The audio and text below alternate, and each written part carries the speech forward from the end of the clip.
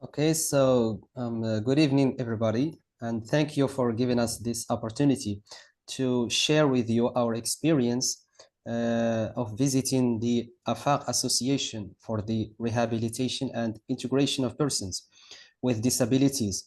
This association runs the Khatawat Center. This is their picture. Its name is Khatawat Center. So we are located in Morocco, in Laayoune, in the extreme south of Morocco. So our visit to the center wasn't only educational, it was also deeply inspiring, as it showcased the incredible impact that inclusion and rehabilitation of the center can have on individuals with disabilities. The center is located in an area which is quiet and accessible for families and for also the persons. So the center is a remarkable institution dedicated to supporting individuals with a wide range of disabilities. It provides comprehensive rehabilitation, integration, and educational services, empowering individuals to lead more independent lives. The center is supported by the Moroccan National Mutual Aid. The center is free for everybody. They only have to pay the transportation fee only. Next slide.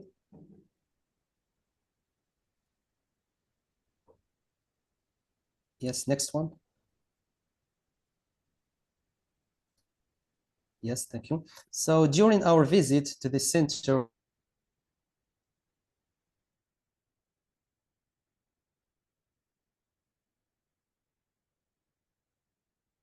Hey, Mohammed, yes? Oh, sorry. We lost you for a minute. I can hear you now. Sorry.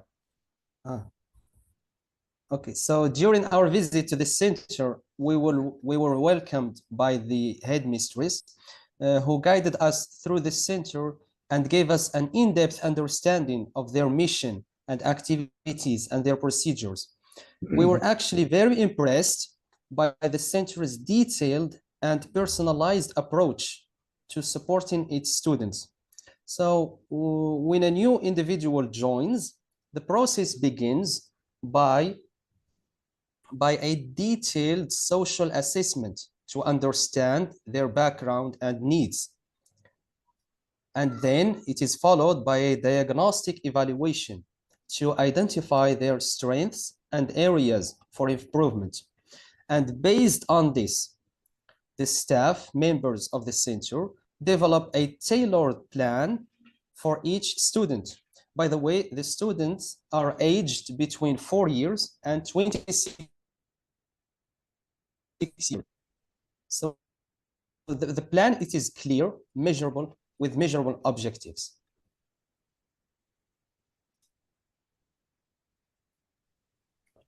Thank you, Mohammed Sofi. I will carry on.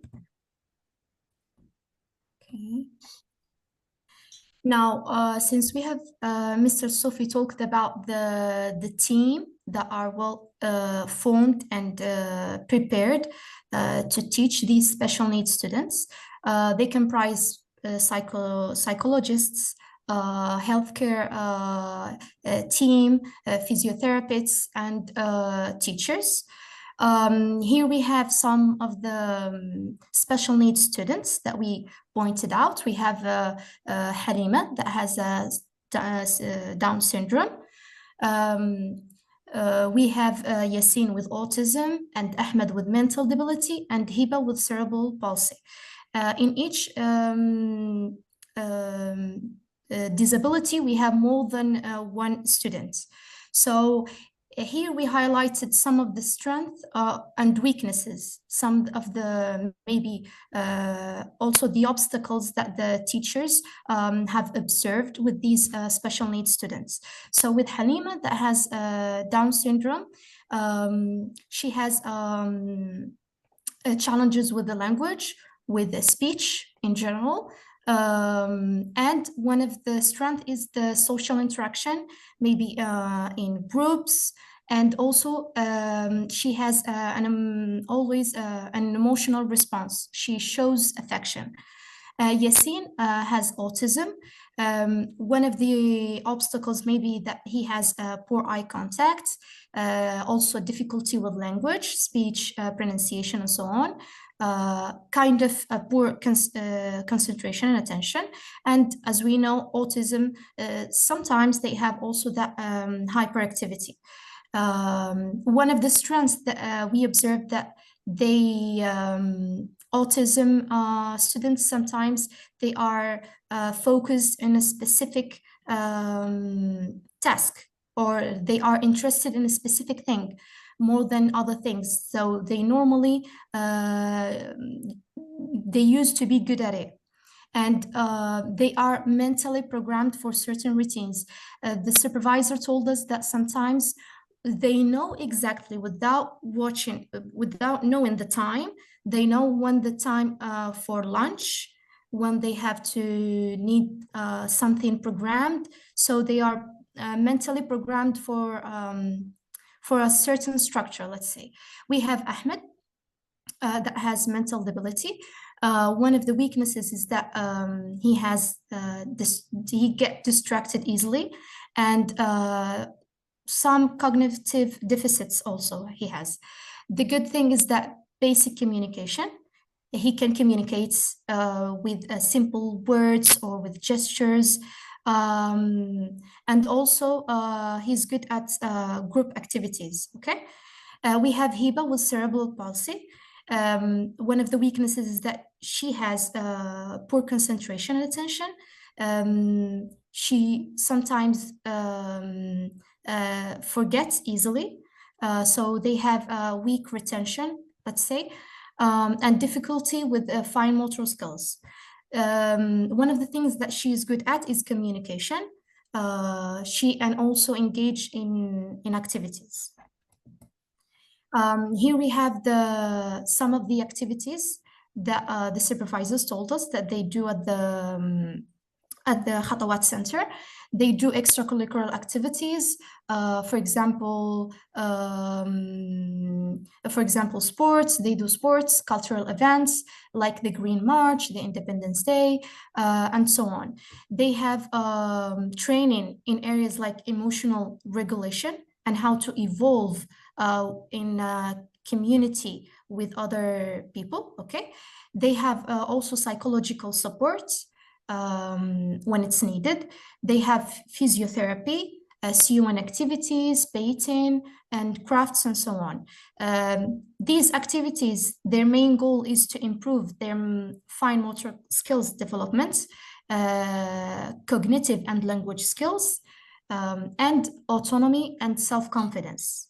And for sure, to improve their academic performance, because they prepare students for to be able to evolve in public schools, okay? Here we have kind of also highlighted the strength and the weaknesses that the center in a daily basis encounters, kind of. So one of the strengths is that their high satisfaction when they see that the student has done a task, has achieved a goal. It can be just a small thing, not necessarily just a specific thing, let's say. When they cooperate with other classmates, when they communicate using any way, okay, and they demonstrate progress. And one of the main obstacles is sometimes with the families of those students, that sometimes they do not keep track with students at home. So that can be one of the main obstacles that they sometimes found. Not all the families, just some of them. So yes, and okay. And one of the weaknesses is that sometimes with certain students, they need, for example, like autism, they are more hyperactive, they need more attention. They have also sometimes problems or challenges, let's say, with students that they have short-term memory. They don't retain information for period of time, or let's say like that. Here we have, here we described what Mohammed Sufi and I learned from this visit as future educators that will help us, is that it's one of the key points is the adaptability in teaching. The good thing about the centers, as Mohammed Sufi said at the beginning, is that they do social research at the beginning, then a diagnostic test in the center by observing the students, and then the tailored annual plan, where they for each student, where they track or try to achieve a goal with that student, taking into account the strengths and weaknesses. So for each student, it's good to know how to adapt teaching, how to differentiate instructions, how to use different techniques and methods to cater special needs students' differences. And one of the most important points is the importance of cooperative work. I think cooperative work, it's one of the long-term key points for success in each domain, I think. In here, we can highlight the family integration, the importance of family in the success for the students, the well-prepared staff, not only in the domain that where you were educated, but it's important to know a bit of the let's say cultural knowledge from, for example, like psychology, sociology, and study further the situation of the special needs students in order to communicate effectively. It's also important to advocate and raise awareness about their situation in the environment, with our families, friends, and so on. And one of the other important points is the patience, because in this domain, working with special needs students, it's not as in teaching the other students. It needs more time, more efforts, and that's it, I think. And thank you so much for listening. First of all, I want to tell you and everyone in your group, that was a terrific presentation. I almost felt like I was there as far as all the details that you guys provided.